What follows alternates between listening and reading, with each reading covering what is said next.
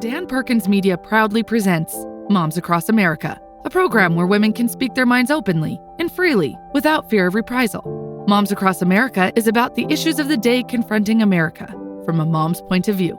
And now, here are the moms. Hello, and welcome to Moms Across America. This is Vicki Tompkins with my co-host Annie Ulibus, and then also Dan Perkins is going to be with us again today. Thank you so much for joining us. Remember to get your free constitution at ashbook.org/constitution. Thank you so much again for being here with us. We're going to let Dan go first. He wants to share with us something that I guess it's is it a nonprofit? Yes, Program that you do. So Dan's going to share that with us a little bit, and maybe I'll share some stuff about that too. Okay. When our house was pretty well destroyed on Sanibel, we moved to Fort Myers, and we're looking for a church to join. And we went to one and didn't like it, and then we went to another one, which was called John the 23rd, named after Pope John the 23rd. And they have a men's Knights of Columbus group. I've been in Catholic churches since I could ever remember, and never joined the Knights of Columbus. For some reason, I decided to take a look and see, because I was looking for something social outreach, something to do positive. And the Knights are unbelievable at the money they raise for all kinds of different organizations. As bashful as I am, about 3 months after I joined the group, I suggested a fundraiser for Christmas. What I brought to them is a fundraiser that I had used in other churches with the men's group. And we sell amaryllis bulbs. I don't know if you know anything about amaryllis bulbs. They're Christmas bulbs. They produce beautiful red or white or all kinds of different colors, but I prefer the red, the Christmas red. So I said that my wife and I would pay for the first 100, and immediately one of the members said, okay, then we should match that with another 100 bulbs. So we entered in and bought 200 bulbs, not knowing if we could sell any of them, because most of the people didn't have any idea what the amaryllis was. In 3 weeks, we sold 200 bulbs. We were actually turning people away. And here's the kicker. The Knights of Columbus contributed 100% of all the money they made to 2 pregnancy crisis centers to pay for sonograms. Awesome. So that expected mothers could see what's going on inside them, hear the baby's heartbeat, and see the profile. So on Sunday or Monday was our monthly meeting. I said, gentlemen, we sold 200 bulbs, and we provided the opportunity to save 200 babies. That's beautiful. And that's my best Christmas ever.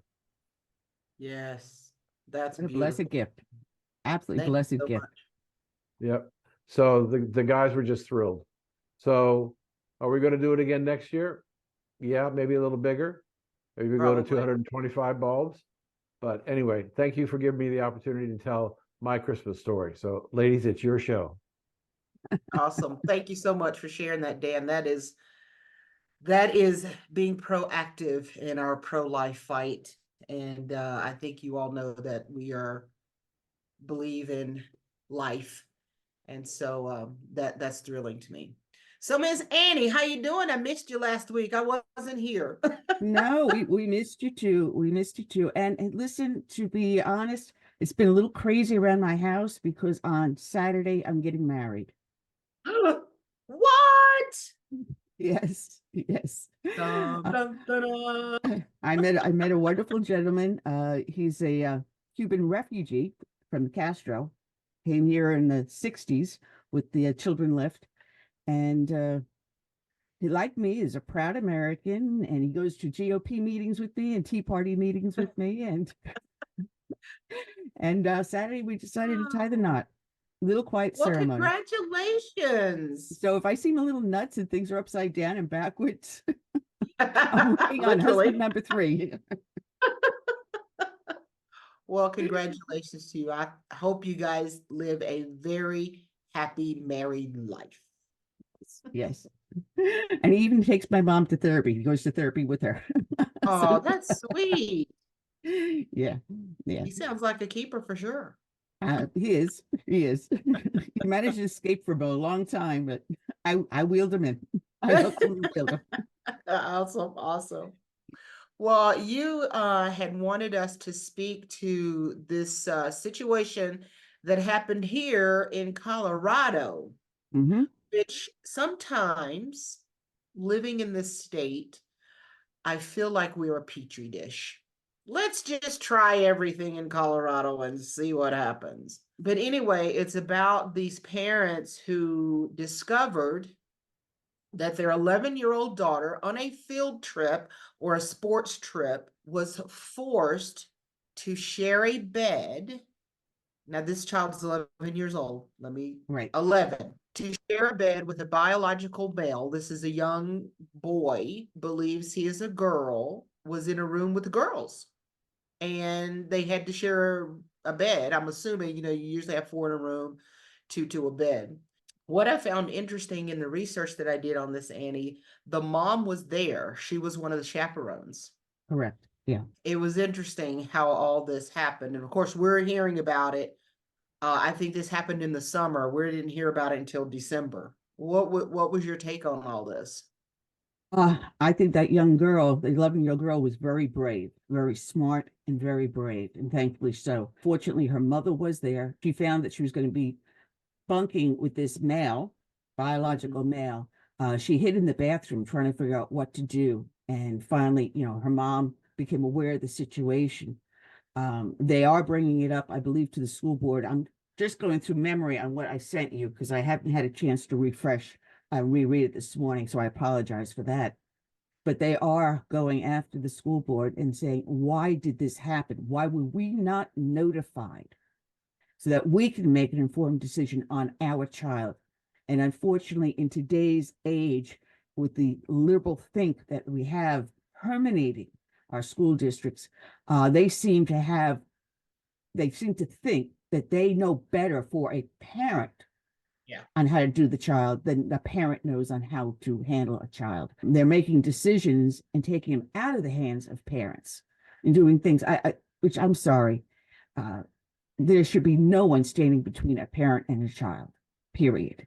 But Yeah. they decided to stand in between and make a decision, right or wrong, without informing a parent. And I think it's curious, this whole story, when I was reading the MSN article on this, of course, they had to retain a lawyer from the Alliance Defending Freedom. The part that I find interesting about this, they knew mom was there, right? So I don't know if they felt compelled and more brave to do this because mom was there, or it was just in your face type of situation, knowing that these are Christian parents. You are correct. The daughter was very brave. It's sad that she had to go into the bathroom and call her mom and let her mom know what was going on. She would have never been told from reading the article had the young man not said something to her about that. The fact that he was transitioning type of thing. And transitioning today can mean a little bit of anything, but it doesn't necessarily mean they're changing anything, so to speak. Exactly. What disturbs me though is that here is an 11-year-old child, a boy, for whatever reason is confused. And rather than trying to think of how to help this boy, because he is mentally and physically not developed enough to make an adult decision about changing your gender. And the human brain, we know scientifically, has been proven, is not fully developed sexually and logically until the age of 25. To have an 11-year-old child make a life-altering decision about what gender he or she will be, it to me is child abuse. And here you have 2 children being abused. The 11-year-old boy who's a victim of whatever is confusing him, and a young girl who has to make an adult decision, an 11-year-old, on what to do. And fortunately, she made a right choice, and that's a benefit to the parents, the way the parents have raised that child, and God bless them for doing that.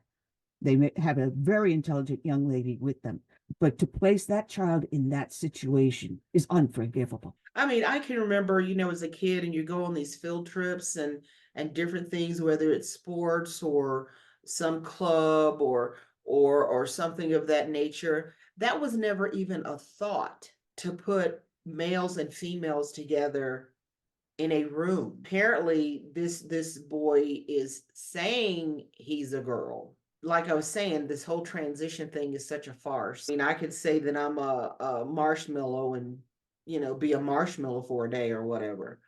It doesn't make sense. I heard someone say, I am not going to agree with your mental illness just because you are a man and say you are a woman. I don't have to agree with your mental issue. That's something that you need to take care of with a medical professional type of situation. But we're putting something on children that adults can't even deal with. And we're expecting an 11-year-old to deal with it. Yeah. I mean, I can remember being in those rooms, and it was all girls in my room.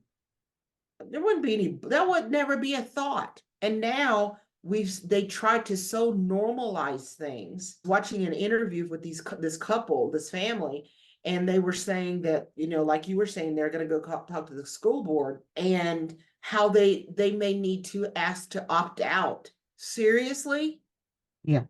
Why should they have to ask to opt out? This is a no-brainer. You know, we have a situation where you have children of such a young age who will have either just started to enter puberty and are questioning their bodies, or they have not quite even reached that point yet.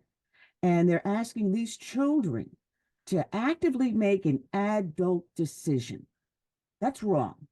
That's That exactly. is simply completely wrong. You know, even adults handling a situation like that have difficulty. Now, at one point, it was required you had to go through psychotherapy and go through years of that before you do a physical transition. Now that's off the table. The question is why? Why is that off the table? Why is there this rush, especially in young people, to have this happen? I mean, is this that whole thinning out the herd globalist type of situation? That's part of it, but also follow the Benjamins, follow the money. It's a multi-billion-dollar industry. Yes. And they will make money some way, somehow, the drugs, the surgeries, everything else, with no, as far as I can see, thought to how this is going to affect these individuals. And we'll be back. Yep, we'll be back in just a minute.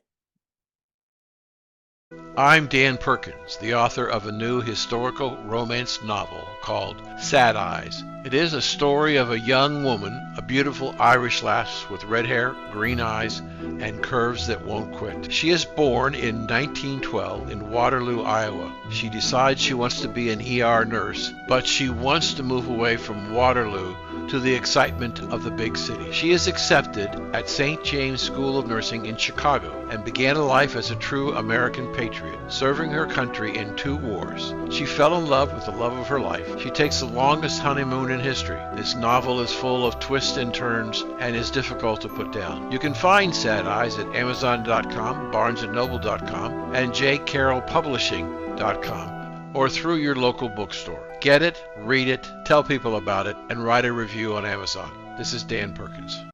Well, welcome back to Moms Across America. This is Vicki Tompkins and Annie Ubelis with you again. And a question was brought up. So we have a problem. What do we do about it? So what can moms and dads do, Annie, in this situation? Familiarize yourself with what laws are in existence dealing with parents' rights with their children. Also look at sexual abuse laws. In many cases, now I'm looking at New York state law because that was what I was trained on. There are certain instances where something like this would be considered child abuse. Familiarize yourself with what the laws are. You have these children's story hours where you have transgenders exposing themselves to children. That is sexual abuse. Yes. Know what your laws are. Find organizations that will offer free legal advice and attorneys that will work pro bono if you cannot afford an attorney, but consult one. And just at this point, I'm sorry, parents, you've got to educate yourself because the media won't help you. Don't look to them. Look to your legal advice And more importantly, know that you do have rights as a parent over your child. And if someone tells you you don't, arm yourself with the law. Exactly. And that's one of the things that we have going on here. We have some lawsuits going on here against some of the materials that are in libraries, not just in the schools, but in the public libraries. I mean, some of the stuff it's pornography. And like you said, Annie, we have laws here that say that is a crime because you are perpetrating on a child. I think we have such an agenda now where this is so pushed with the SEL, with the CRT, everything is kind of working together where they're trying to say, well, if a child feels this way, if this boy feels like a girl, then we've just got to have to understand that, and you're just going to have to get used to it. A situation like this can be dangerous. And one Exactly. of the things I was saying on the break is, so say this is not an 11-year-old, say this is a 15-year-old, and a biological male and a biological females are in these rooms together. Oh no, the next thing you know, she's pregnant after this Yeah. meeting, after this event, after this field trip. These are the kind of consequences that can happen when you don't have adults in place making adult decisions. Exactly. Exactly. And then that would be statutory rape. Again, Absolutely. you have to know your law. And more importantly, show up at the school board meetings. Know Yes. who your elected officials are. And someone told me that working inside a representative's office, they said one or two people call, all right, it's a small issue. Right. 5 people call, they're going to start looking at it. 10 people call, wait a minute, we've got something here. 20 people call, it is a crisis. Yep. Now, a representative, depending upon what seat you're in, has so many people in their district. That's thousands, hundreds of thousands. But if 20 people pick up the phone and call that representative, they're going to light a fire. And that way you can change the laws, change these new ideas, put something in place to protect the parent and the child. Right. And like you were saying earlier, it may come down to lawsuits. And I know this family here in Colorado, they've already hired Alliance Defending Freedom, and they're going to be going before the school board, and they're going to be talking about this. This is something where, like you're saying, the laws and the rules are going to have to be changed. You can't put children in a situation where this types of things can happen. And I can promise you, if they don't change it, it's going to happen. You have just given an open door to perps. Mhm. Let's just call it what it is. That's going to happen. It saddens me because my background is in education. It saddens me that we have people sitting on these boards and sitting on these different rulemaking committees that can't see their hand in front of their face because they're so afraid that they're going to offend somebody who wants to be a boy who was a girl, or vice versa. And it's becoming to where it's going to become dangerous for children. It already is. Exactly, exactly. And as I say, politics are all local. And if All you local. bring it up before your city council, your county council, your school board, you make your voice heard. I mean, I've shown up at school board meetings and I was not blessed with children, but it's my tax dollars going out there. And That's how right. those children's, what they learn and how they are turned out into the community means how my community itself acts and behaves. So if I want to live in a low crime area, I want to make sure that child is educated and well enough that they can go out and earn a living rather than steal for a living. Yes. All politics are local. Even if you don't have kids, your taxes influence what go on. And Absolutely. make sure you know what is going on. And that there has been an uptick here where I live in people really getting engaged and saying enough is enough. Because like I said earlier, there's a lawsuit going on right now, and it's been brought before our DA saying, hey, what are you going to do about this? There's pornographic material that students are being exposed to, what are you going to do about it? People are going to commissioner meetings, they're going to city council meetings, and they're saying this material is not acceptable. And here's what the law says. They're not just cut, like you were saying, Annie, they've armed themselves with the law. They're not just going in, this is how I feel. No, they're going in with the law and saying the law says this is abuse, cut it out, fix this problem. And they're Exactly. demanding it. They're not backing down. No, no. I mean, I had one young lady joining my Tea Party group one day asking about what I knew about the local library. And honestly, I hadn't been in the library in years. But she went in and recognized that there were books that were inappropriate for children in the children's section. And she was able to get them removed and placed in an adult section, restricting child access to them. Exactly. One person, one voice can make a big difference. Don't think that your voice is meaningless. It does have effect if used effectively. And moms, we've been talking about this for a very long time. You remember when there was this big, huge surge of parents going to school board meetings. It started making a difference. Things started changing. Well, what happened? One of the things I kept emphasizing is we cannot let that wane. We No. have to keep going. We have to keep pressing. We have to keep speaking up, because that is the only way that you will be recognized and change will happen. Well, a lot of people have heard that and they're doing exactly that. They're keeping the surge on. They're keeping the process going on. They're going into those school board meetings. They're going into those commissioner meetings. They're going into those other meetings where the elected officials are there, and they're saying, no, we are the parent and we get to make these decisions. And we're telling you, stop it. Get these books out of these areas because they're not appropriate for children and you're breaking the law. Now, when these guys start getting sued for perpetrating on a child, maybe somebody will start listening. Exactly. Exactly. And what you need is to find like-minded parents also to work with them, because realize you're not in this alone. There's other Absolutely. individuals facing the very same situation. And if you get like-minded, even if you go to your local county GOP meeting, they Yes, will allow you to speak up, and maybe they can put forward a resolution or something to petition for a law to be changed. we do There that is kind of power stuff all out the time. there. Just know where to look. And that's the important thing. Look and do a little internet search to see what is in your area, what groups are out there. There's groups out on Facebook. If you can get yourself together with others, you have a more powerful voice. You're not alone. And one of the things I said early on in our show, it's probably been a year ago now, I told parents, let's just show up your child's school. Show up and Yes. see what's going on in those classrooms. You have a right to be there, not only just as a parent, but also as a taxpayer. Show up. I did that with my children. I would just walk in. I would just walk into the school and say, I need to go to my child's class. Yes. And that's what I did. And the schools must show you what books they're using, what textbooks they're using.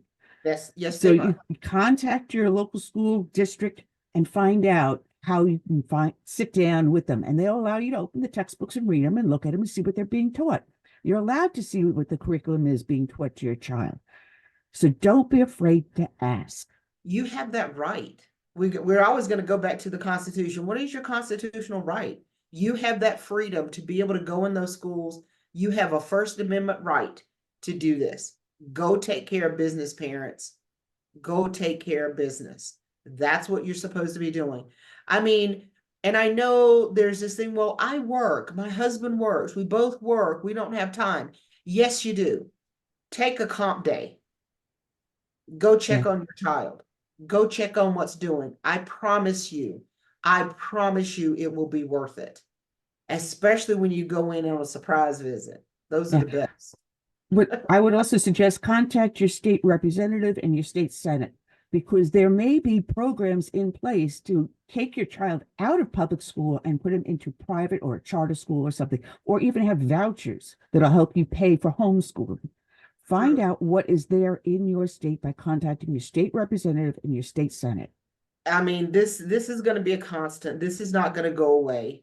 It's not gonna go away quickly. When you're looking to make change, I equate it to my brother was in the Navy, and I remember watching the ship come in.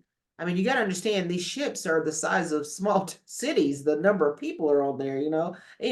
His ship had more people on our whole little town where we grew up. It takes all these, I think they're called dinghies or something like that, that help pull the ship in and guide it, because it's so huge. It took hours for that ship to be brought into dock. This is something that it's going to take some time, but it's that consistent pushing, just like that little dinghy, getting it in that slot where that ship is supposed to be. It's going to take that constant pushing and pulling and working together, just like you were saying, Annie, parents getting together on this, moving and getting these things changed. But it will happen if we don't stop. Exactly. Well, thank you guys so much for being with us today. As always, we appreciate you watching the show and being with us, and hopefully we've given you some tools to help you when it comes to helping your children in the education system. We appreciate your support. We appreciate you being here. And remember, Moms Across America, you are America. And we'll see you next time. Bye-bye. God bless. I'm Dan Perkins, the author of a new historical romance novel called Sad Eyes. It is a story of a young woman, a beautiful Irish lass with red hair, green eyes, and curves that won't quit. She is born in 1912 in Waterloo, Iowa. She decides she wants to be an ER nurse, but she wants to move away from Waterloo to the excitement of the big city. She is accepted at St. James School of Nursing in Chicago and began a life as a true American patriot, serving her country in 2 wars. She fell in love with the love of her life. She takes the longest honeymoon in history. This novel is full of twists and turns and is difficult to put down. You can find Sad Eyes at Amazon.com, BarnesandNoble.com, and JCarrollPublishing.com, or through your local bookstore. Get it, read it, tell people about it, and write a review on Amazon. This is Dan Perkins. Thank you for joining us today, and we'd like to hear your comments or questions. So go to bwradionetwork.com. That's bwradionetwork.com, and give us your questions or comments. And thanks for joining us today.